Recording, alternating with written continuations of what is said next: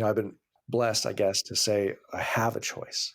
And I'm taking that very seriously. It doesn't take away the fear. It doesn't take away that this is still heart surgery, but the choice right now is a more experienced team in dealing with unroofings that is close by, or I travel across the country and have the less invasive, quicker recovery surgery.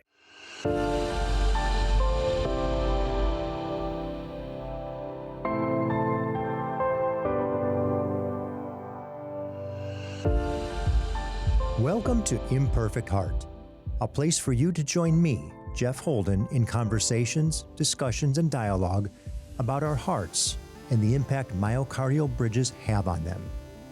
We'll talk with healthcare professionals, those in related fields that support our condition, and others just like us with stories of their myocardial bridge experiences.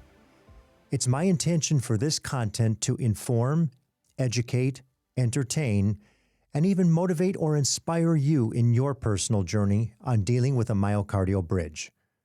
Most importantly is to have you leave each episode with hope, knowing you're not alone and that what you're experiencing is real. I could not be more excited to share what I'm about to share with you as I begin the program today. Many of you have not yet had surgery. Many of you may not even have had complete diagnosis as to the severity of your condition other than to be in various degrees of discomfort or pain. And depending on that severity, concern for your very own lives. I get it. Uncertainty of our condition is one of the worst places to be. I have had many inquiries from listeners to the Imperfect Heart episodes, each one as unique as the other, and each one as moving. For me, these are quite emotional as I understand where many of you are coming from. However, I focused on the medical and post-surgery stories of those who have been fortunate enough to have been unroofed to date. What I've seen, in addition to those incredible stories of perseverance and pursuit to accomplish the goal of proper diagnosis, to relief of symptoms through the most appropriate means, is that many of you are still in the process stage, still wondering what's wrong, still waiting for formal tests to determine if surgery is an option, a relief of the symptoms our bridges create. As a result of what I'm hearing from you, I've decided to add a second monthly episode within Imperfect Heart called Journeys. I'll talk with people like so many of you that have not had a formal diagnosis yet, that have gone from fully functional adults to couch potatoes, unable to do much at all due to the severe chest pain activity creates. Journeys will be the variety of stories we'll hear on the steps others have taken or are taking prior to surgery. We'll stay in touch and post their progress, or lack thereof, on the website myimperfectheart.com, so you can see exactly what's going on with them in a very linear fashion. Journeys is meant to be everything up to the surgery that may help others in the same space, looking for answers, debunking myths, and taking their health into their own process of advocacy. Have we got a story for you in this episode? We've had academic doctors, PhDs, we've had doctors of medicine, MDs, and now, purely coincidentally, we've got a nurse. A rather burly nurse who lives in the upper Northern California area of Redding. He's 6'2", around 250 pounds, 45 years old, a husband, a father of 4, and he suffered his first heart attack less than a year ago on August 27th in 2022. It's not an anniversary most of us wish to celebrate, but it's one most of us never forget. As so many of us pre-surgery have done, his is a mission of self-advocacy, and the efforts he is going through to determine what's best for his situation is not only impressive, it may give some of you comfort knowing you're doing exactly the same thing, asking the same questions, and in many cases, getting different answers.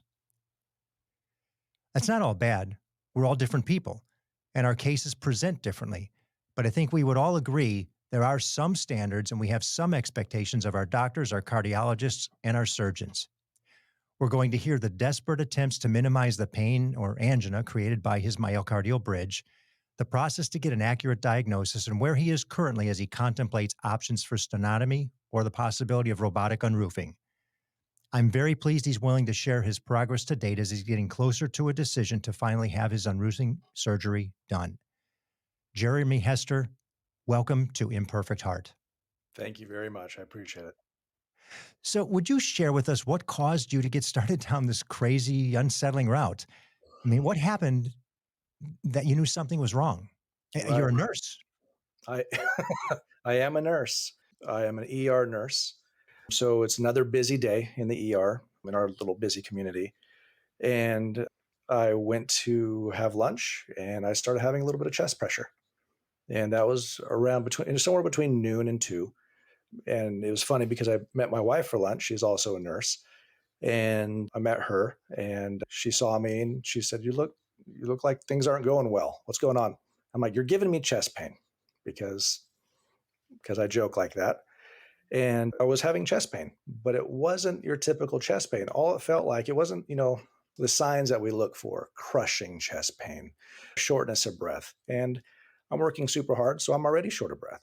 So I just kind of push it to the side, ignore it. And as I was going home, walking up the driveway, my wife met me outside and she, of course, made the notation that you don't look so good. And I said, well, I have chest pain. And she said, why is it every time that you see me, you have chest pain? Making a joke. So throughout that evening, we kind of sat on the couch and I got paler. I got diaphoretic. And those are not my normal diaphoretic sweaty. And those are not my normal ways of presenting in the evening. So about 3 in the morning, it woke me up. The chest pain, the discomfort woke me up. The next day I go into work and I promised my wife that I would do a 12-lead EKG when I got to work. One of our float nurses came by and she said, do you need any help with any of your patients? And I said, no. And then I suddenly remembered promising my wife. And so I said, actually, I need you to do a 12 lead. And she said, on which patient? I said, on me. Mm-hmm. And so we went to another room. She did a quick 12 lead. And my 12 lead, like most of us, it was indeterminate. It didn't look right, but it didn't show that I was having a heart attack. There was a section of the 12 lead that might possibly look like I was having a potential pulmonary embolus, but it was such a stretch that my charge nurse ended up saying, you need to check in. I was like, how about we just do blood work and I'll keep working and Mm-hmm. wait for the result to come back and say that I'm dealing with a random anxiety attack and there's nothing to it. I'm making this stuff up. It's all in my head. That's where I wanted to go with it. And she, of course, like a good nurse leader, said, no, we're not doing that. You go and clock out. You're now a patient. So we did so. We took blood work and time kind of started flying by. And the emotions, obviously, because I'm healthy. This is not supposed to be happening. And ultimately, in the back of my head, I thought, it's going to be nothing. This is all in my head.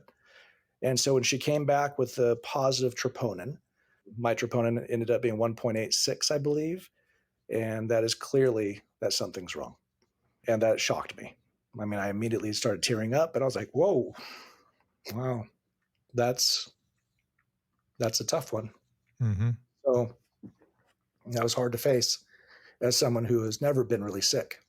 We had just so happened to have our interventional cardiologist that came on that day, one that I respect incredibly. And she took me straight to the cath lab and did a cath. My cath came back completely clear.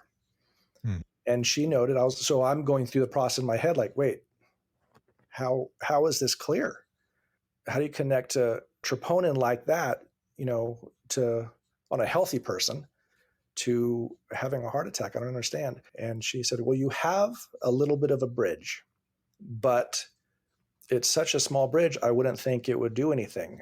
So we're brainstorming. I'm still on the table. And we're brainstorming. Could I be having spasms?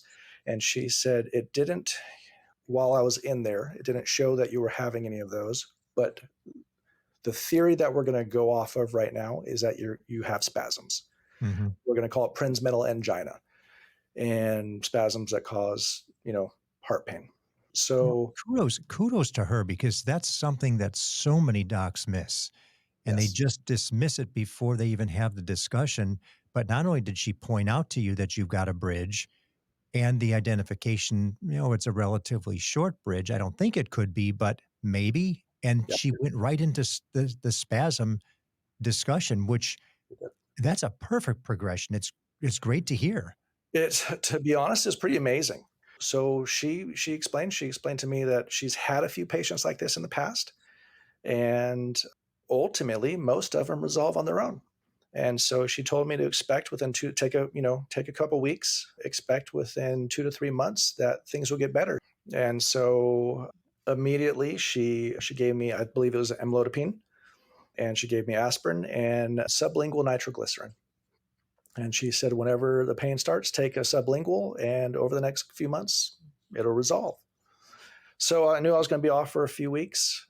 And so my family decided to take a holiday, and I grew up in Hawaii. And so when we decided to go back and just try to relax as much as possible. And so we immediately left and went to Hawaii and, visited my family there. And the problem was it wasn't relaxing. My chest pain got worse. And so the day we were leaving, my ankles, all of a sudden, my lower legs just blew up. They swelled up, and the chest pain got worse. And so, and new little symptoms were happening, like to the point where, like, it was scary, you know? To be clear, we're having this conversation for anybody who's just picking up on it, maybe isn't aware. You have not had surgery yet. No, You still have angina. You still have the chest pains. They've progressed. They've gotten a little bit worse, as yes, they tend to do once the symptoms present, because the compression of the artery from the bridge doesn't improve until something causes it to improve. right, right. So to bring that story to a close, came back to the States in that period of time. It was about 10 days, and I went through a bottle and a half of nitro in 10 days. So fast forward, I come back to the States and come back to our, Northern California and fly into Sacramento. And we talked to the interventional cardiologist, and she informed me that is not normal, that I should Mhm. probably go ahead and go to the hospital. And she'd already talked to the doctors there as UC Davis. But my concern was if I go into the ER and I don't have elevated troponin, they're just going to kick me to the street. They're going to say my labs are normal, go home. I went back to our home in Reading, having chest pain the whole way, trying to find some kind of place of peace to try to somehow to will the pain back into a place of not having pain. Mhm. And went back to the hospital, which for me working there is embarrassing. So go back to the ER, have my labs drawn, and they were fine. And at the end of the day, I got discharged. You're fine, nothing's wrong. And let's change your medicine. Let's get you Mhm. off of amlodipine. So that's actually when we started the whole process of knowing that it wasn't going to get better over the next 2 to 3 months. It surprised the interventional cardiologist. So she said, this is outside of my wheelhouse. Let's get you to a specialist. So she put two requests in, one to Davis and one to Stanford. And my insurance didn't cover Davis, but it did cover Stanford. Problem was is that I couldn't work. I could hardly get up. The pain would just start almost immediately in the day. Sometimes it would wake me up first thing, and there was no real rhyme or reason. Sometimes it would hurt in the afternoon, sometimes it would hurt in the morning. It wasn't super clear. So we switched medicine. I changed to nitroglycerin, the sublingual nitroglycerin. I changed to, instead of taking it all the time, I changed to just taking it when I needed it. Mhm. We changed from the amlodipine to a cardizem, started a low dose cardizem. It seemed to help a little bit, but in all of these medicines, everything seemed to help a little bit, but not enough. And not even enough like to where I could bear it. Just like, I'm like, this is still terrible. And then you have the side effects of the medicine. So the cardizem seemed to work a little bit. And then what do we do? Aspirin, got off amlodipine, started the cardizem. Oh, and then they started me on the isosorbid mononitrate, the Mhm. long acting nitro.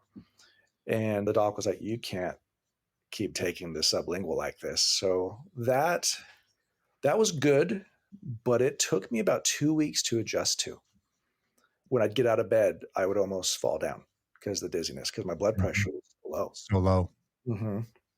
And so each one of these medicines that were added, or each time that we added a different dose to the medicine, I would have about a 2 week adjustment period. And it's just discouraging because I didn't have the answer.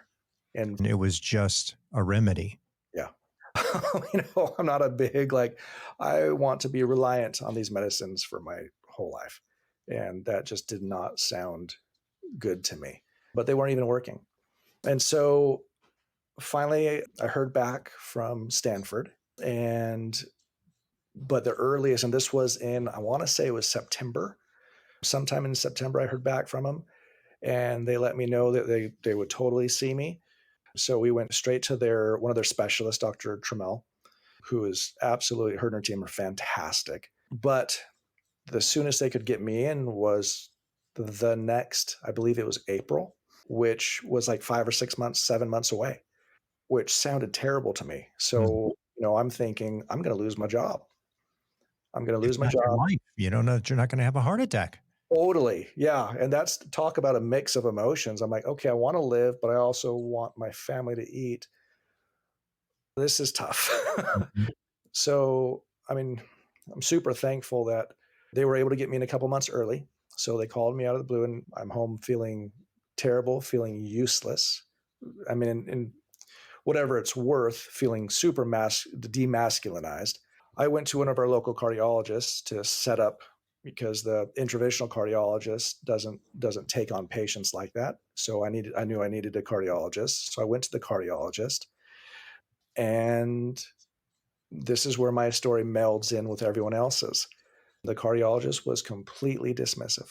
We sat down, and he came in the door, and he said, "Well, I've looked at your cath, and it says you're clear. So don't worry about it."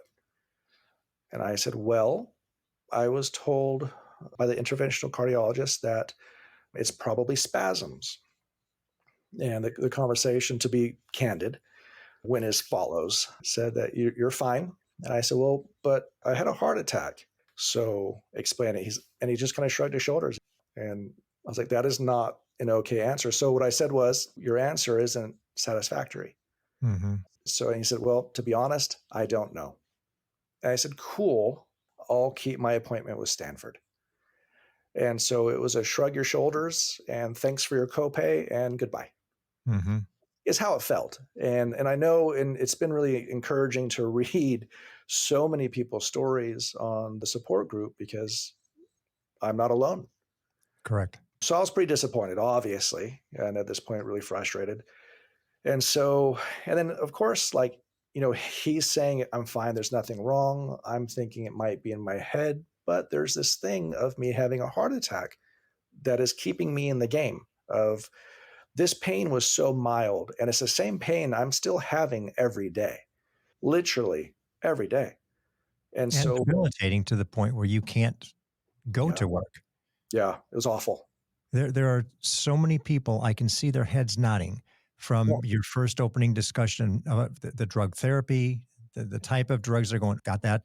Yep. Chest pain. Nope. Won't go away. Now it's debilitating. Nope. Can't work to the point. Oh, now I'm being dismissed by a cardiologist. Yep. Been there, done that. And finally, I've got somebody who at least understands and acknowledges yeah, that I do have something and I have an appointment to see them. I can't wait. yeah, yeah. It was just the interventional cardiologist that did my initial cath. I feel like it was almost a godsend, or it was a Mhm. godsend for me personally. Like, the fact that she had my back on it was amazing.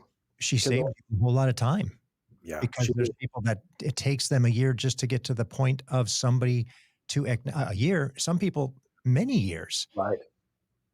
Right. Yeah, I've noticed that in the group chat. I'm like, oh, Mhm. wow, my journey has been so discouraging in so many ways, yet it is so minimal compared to what everyone else on this group has been going through. And so I count my blessings in that. So now you're off to Stanford Yes. for your provocative test, Dr. Yeah. Tree. So I travel down. It's a different level. And I'm in healthcare. I've worked at hospitals, and Stanford is next level for sure. the professionalism of everyone from the bottom up. It was an amazing experience. So I sit down. Dr. Tramel's PA came in. We spent some time, and then Dr. Tramel came in, and the appointment was amazing. She just confirmed. She said, "Did you feel like this as a kid? Were you short of breath? Did you, And I was very active. I was a big soccer player, a big football player, and I was in shape as a young kid. And I just thought it was, she said, I bet you thought it was normal. And I said, yeah. She's like, it's not normal. so, so I'm starting to connect the dots. I'm like, wow. In 10, 15 minute conversation, she pinpointed all of the things that I just dismissed as a young person, young adult, up until now, like as being kind of a normal thing. And she said, well, it sounds like you qualify for more extensive testing. So if you're up for it, let's do it. And so we did. So I came back down and I did the cath with the extensive testing and the acetylcholine and the Mhm. dobutamine. And so when I looked up at one point, I saw my heart rate was 144. And I could hear her, and she asked, she said, Mr. Hester, are you doing okay? And I said, I don't know what you just gave me, but if you don't stop, you're going to kill me. Was that not the most unusual experience to be laying still and just feel your heart go from a resting heart rate to more, to more, to more, to more, to th- the most exertion you could ever put on it? It's like, is this really happening? Yeah, I'm not running a treadmill. I'm not running a Right. hill. Right. And I remember saying it, and she said, okay. And immediately it started to slow down, but it felt like my teeth were going to explode. So anyway, that procedure was done, and I had to recover for several hours and make sure I was good. What they're doing for the people who have not had this Oh provocative yes. testing is they're diagnosing not only the severity of the spasm because they have flow meters in your artery at that point, but they're also diagnosing the flow forward and backward under stress and rest. Yes. Okay, Yes. and not to get technical in terms of what they call it, but that's Sure. the genesis of what they're trying to get out of that test. Right. Yeah. And so at the end of the day, they came out, and I was hoping for one or the other. And unfortunately, I was told that I had the words that were used very specifically was I have severe diffuse coronary artery spasms and I have a significant bridge. That was disappointing. Mhm. But also, and I'm not gonna put words in your mouth, was it not comforting to know, "All right, now at least we know. We know what's causing this. The uncertainty of it is over.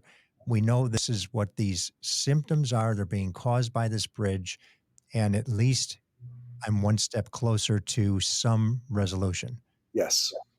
Yes. And yeah. So if you take away my propensity to want to live in this reality that nothing's wrong, it That'd be was called denial, which we all do. totally, absolutely. For some reason, I don't know why it's so difficult for us to say, "I had a heart attack."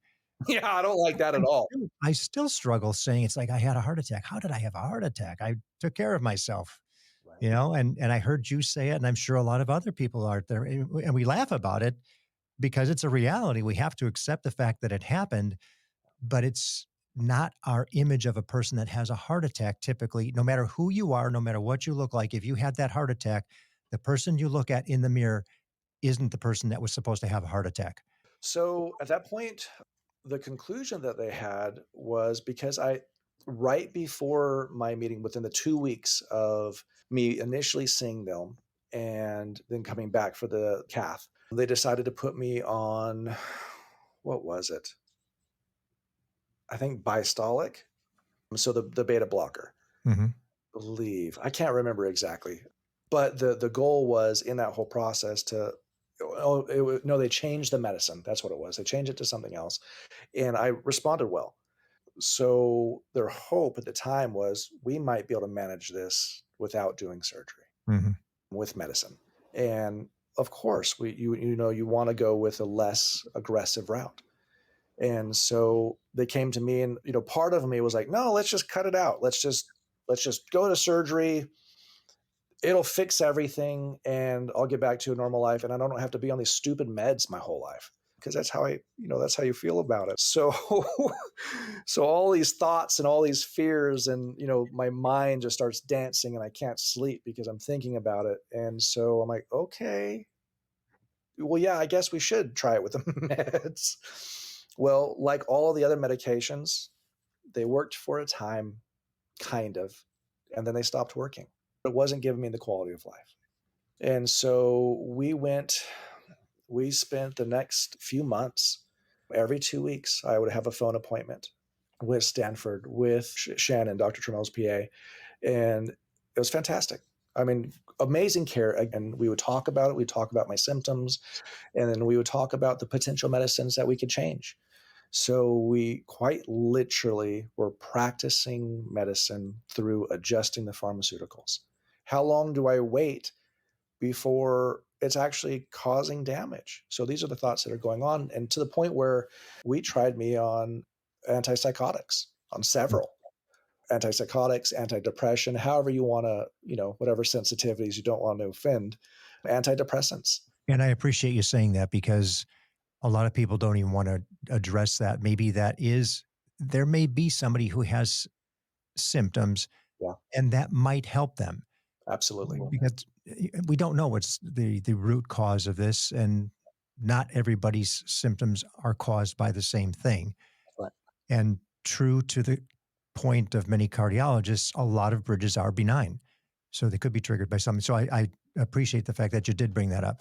Yeah. I'm going to push you along to the next step there. So you went that route and you kind of said, well, maybe there's an organic route I can go.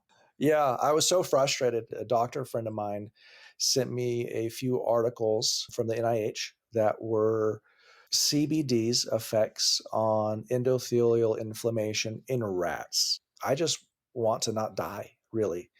And so it's not something I per se believe in on a personal level, but I was so frustrated. I was willing to kind of do anything.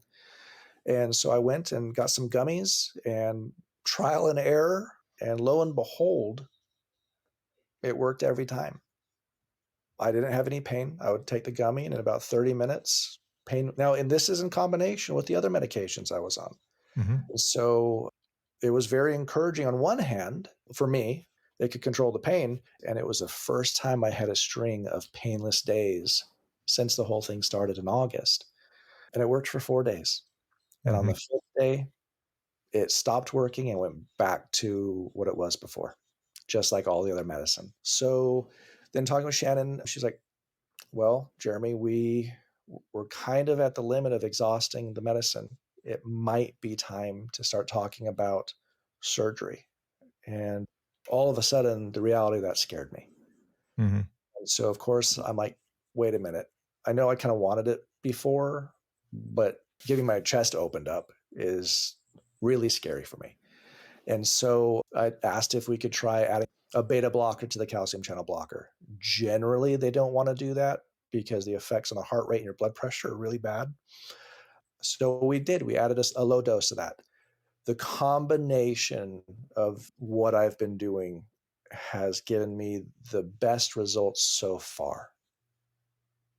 I still can't walk a block. Mm. I still can't exercise. But when I'm sitting here on the couch talking to you, it doesn't hurt for the first time in 8 months, which is a positive, Mm-hmm. but it's not a way to live. So it's So definitely exertional under this particular medical regime. it's both. So if there's an increasing anxiety, Mm. it'll cause it too. We Yeah. fast forward and we start talking about needing surgery. And so we set up an appointment.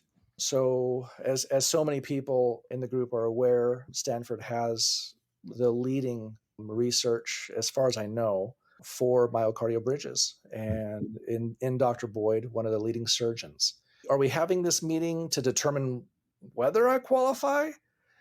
And so my understanding going down there was like, oh no, you do qualify. So I had the meeting with Dr. Boyd and his PA. He really took the time to explain things, go over the pictures, to talk about the potential fears of surgery, and to give me time to really think about it. Mm-hmm. And I had questions where I'm like, I'm kind of wanting to nail you down on some of these questions. And he's a great surgeon. He was like, can't nail me down on those because there's a lot of unknowns still. Right. One of the things that is said is like, what is a correlation between endothelial dysfunction, the spasms? What is a correlation between the spasms and the bridge? Hmm. If you unroof me successfully and you fix the bridge, is that going to fix the spasms? And the short answer I believe I got was that there's not a guarantee. We think there's a correlation, but again, we can't put our name to the fact that there is or there isn't. And that's honest. For those And of us on the other side of this conversation right now, hearing you speak where you are, again, not unroofed yet, you're pre-surgery, we're yes, going, yes, there's a connection. It does work. It does minimize the spasms. totally. You, Rob Thornett, myself, the people we've already had on the show, we're all going, no, no, it's okay. Jeremy, Yeah, it's okay. It does work. I know. And I'm like, but what if I'm that one guy? Right. Like, even asking Dr. Boyd, I'm like, so how many people die on the table? None. And I'm like, but what if I'm the first? Right. Like, you know what I mean? Like those fears. And I've had a couple surgeries. Do I respond well? I don't respond great. Do I respond terribly? No, I'm still here.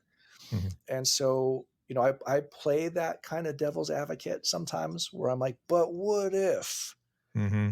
So the consult went like everything I've had at Stanford. The consult went amazing.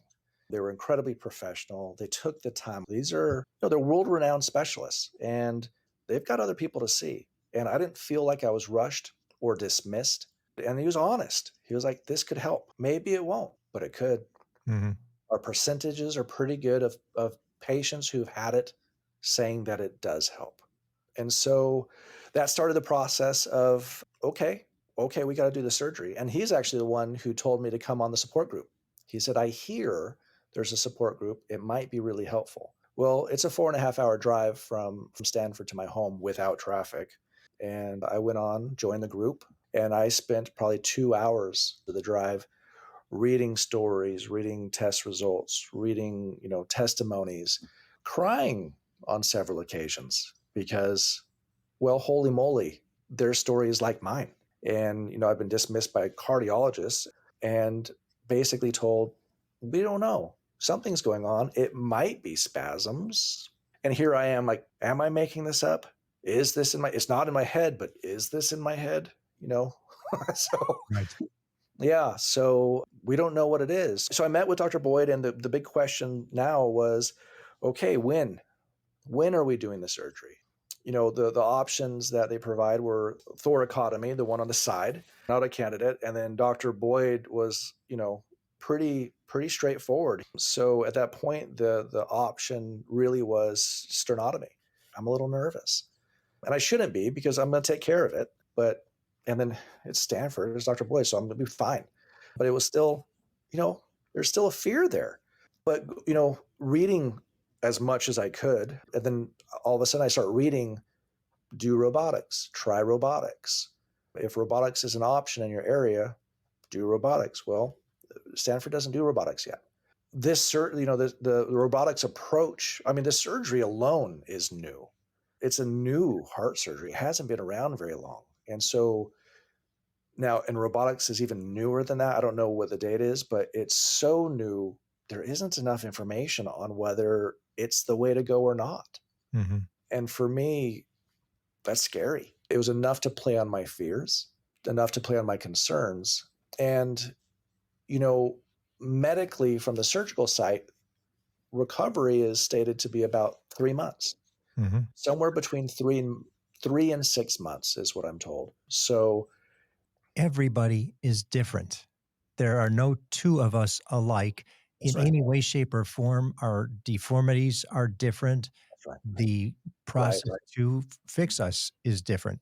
And again, no two are alike. Even our chemical makeup is different. The way our hormones produce is different. So it's very hard and frustrating sometimes for somebody to just put out a blanket statement. No, it's not really like that. Right. But to the point of, I hear you very, very clearly stating, you know your body pretty well. Mhm. and you understand it well. And for those who do, they're going to come out much better on the other side of this thing than those who don't and just try to motor through and get resolved and maybe don't understand all the nuances of the entire process. So Right. I want to get you from the sternotomy discussion to the robotics. And I understand everybody's concern when they think, okay, this is faster. I'll be back to work. I don't have to worry about lifting as much because that's my job. Right. But there's also that fear of the sternotomy and I'm being cut open versus this robotic thing that I don't get opened up as much and et cetera. So you've done some extremely powerful self advocacy on this because not only have you vetted well Dr. Boyd's process and Stanford's process, but you've now actually had a conversation with another doctor who does robotic surgery, correct? I Or at have. least his team. Yes. Well, both his team and him. So I started doing research, and there were several, really only a handful, but for me, a list of 3 to 4 robotic surgeons that did robotics, did Mhm. the unroofing robotic approach that I potentially was interested based on primarily, honestly, based on people in the group. And so I started looking into their numbers, their websites, their reputations, and I settled on Dr. Balky at the University of Chicago. Mhm. And so I did speak both to the nurse practitioner of Dr. Balky and Dr. Balky, and it was a consult that was very similar to Dr. Boyd's, very professional. They answered my questions thoroughly. It was a great conversation. A lot of questions were answered. And it's a tough one because the robotics and the traditional approaches aren't enemies, but they're not friends. And, some of the old school docs would say, no, robotics is not experienced enough. And that's true. It's not. So the fear for me was, mm, do I go with the sure hand and potentially lose my job? Because the recovery is going to be so long that I don't have job security. Mhm. So that was my big fear.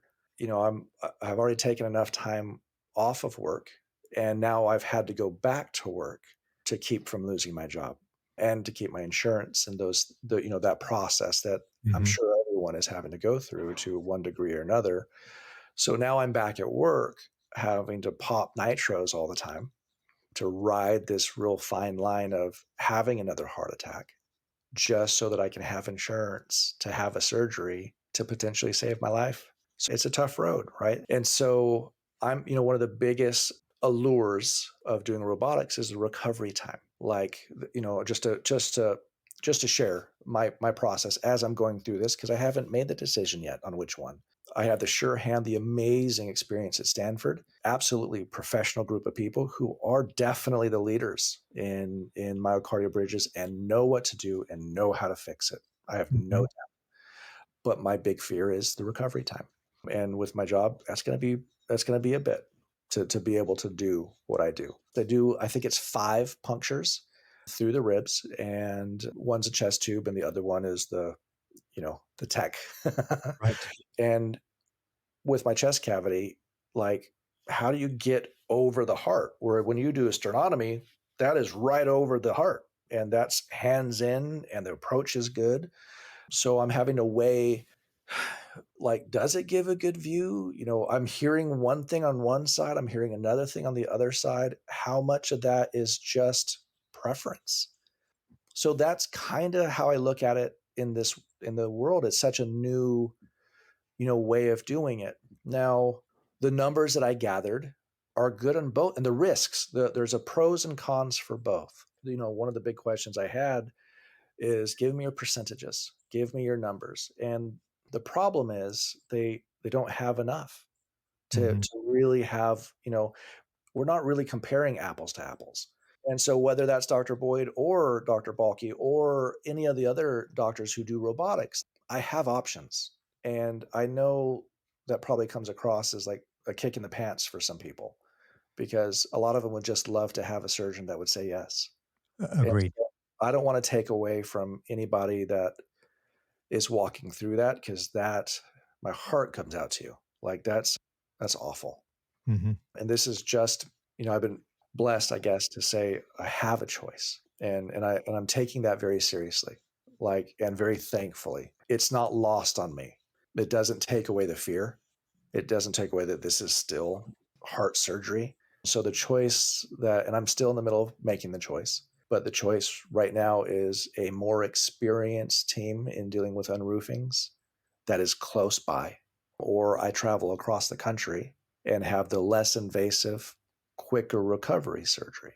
The one thing I can definitely say that I'm gathering from the different people I've reached out to is no matter what, have the surgery.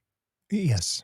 So the thing that for the people who are struggling with, like me, the people who are really struggling back and forth with making the choice of do you have robotics, do you have a sternotomy or a thoracotomy, whichever route that you're choosing, do it no matter the approach because it's going to improve your life.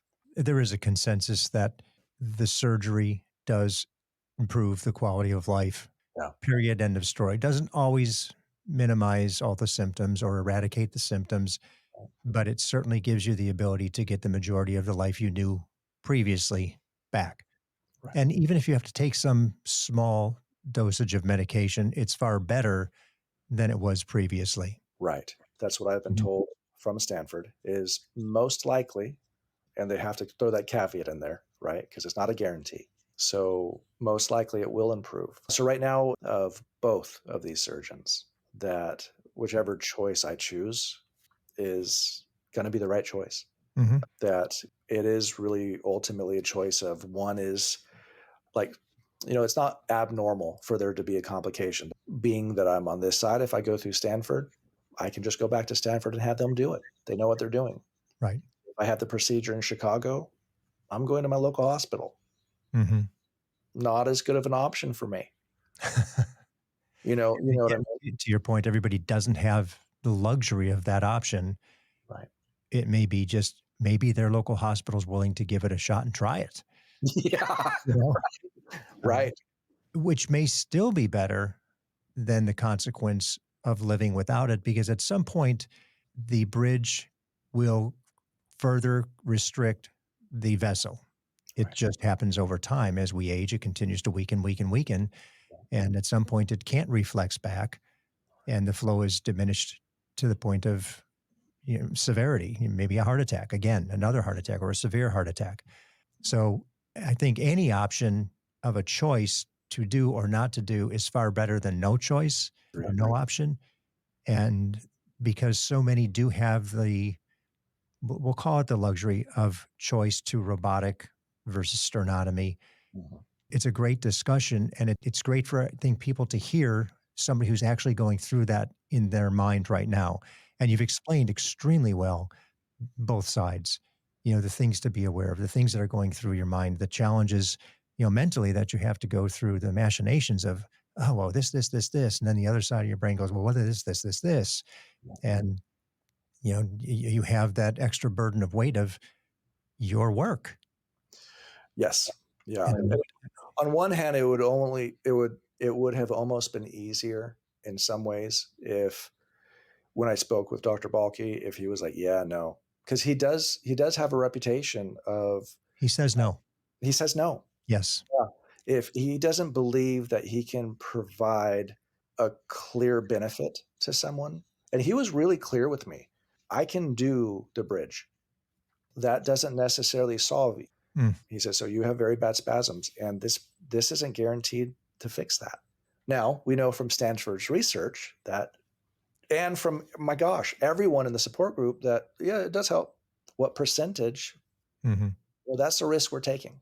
And that is honestly where the minimally invasive approach has an allure.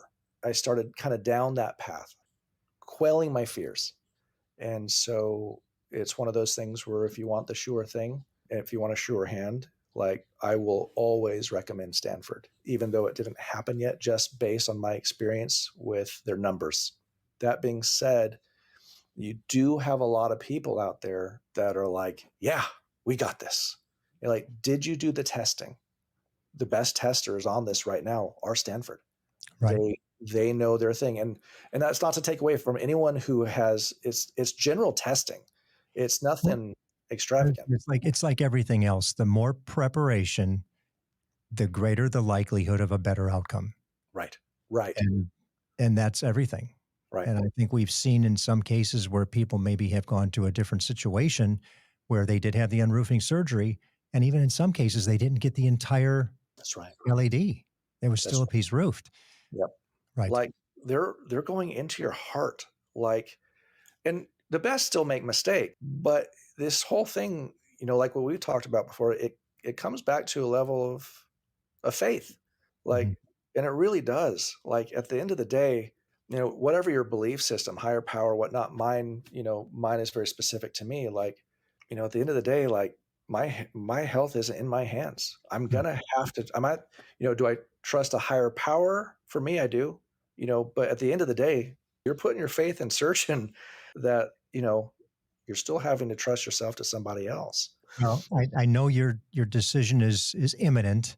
That is. I'll be looking forward to it. Please share as you get to that point. When you make that point, I will offer if you have any conversation that you want with regard to the sternotomy, which is what I had. Yes. I'm more than happy to discuss it with you at whatever point. Just Thank you. text me, email me, whatever. I will. But I can't thank you enough for your candor, your energy, your homework, which, this self advocacy is so important. Everybody has said it that has had a positive outcome. The doctors that we've spoken with have said it's so important that you push through to get to the information that you need for your personal situation. Yeah. And I sincerely believe you're going to come out with the best possible solution for you because of what you've been doing.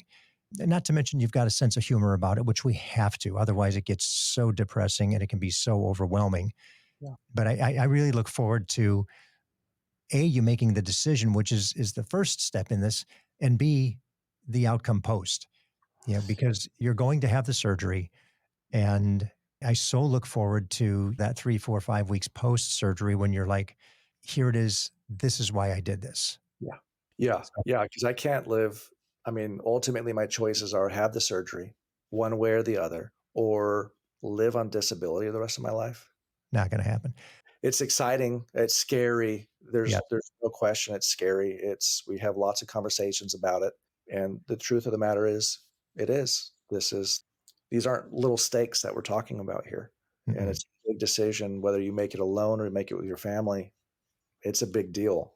Mm-hmm. For most of us, we've already come this far. Trudging through, it really becomes a stubborn issue. Yep. This is where stubbornness is really a positive. Yep. Well, And yeah, I would say just the best to you in that struggle of decision. Yeah, it's a 50-50. There's only two options, which is kind of nice. You don't have four options, right? that's true. True. Yeah, that's true.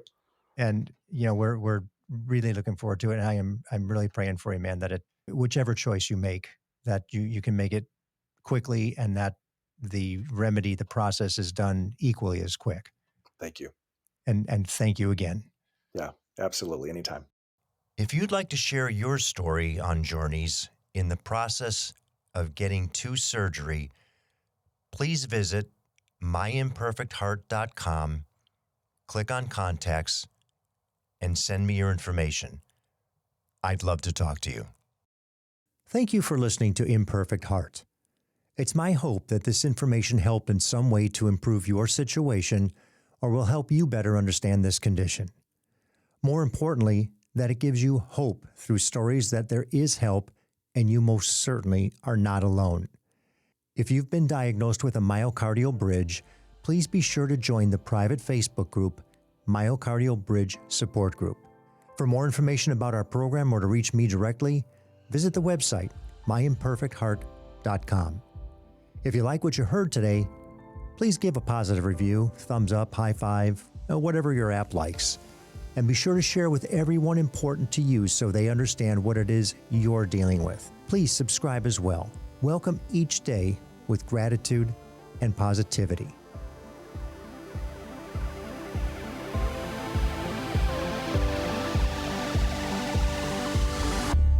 The views and opinions expressed in this program are solely those of the host and the guest and are not intended to provide, nor are they a suitable substitute for, professional care by a doctor, therapist, mental health professional, or other qualified medical professional. Imperfect Heart is a production of Hear Me Now Studio.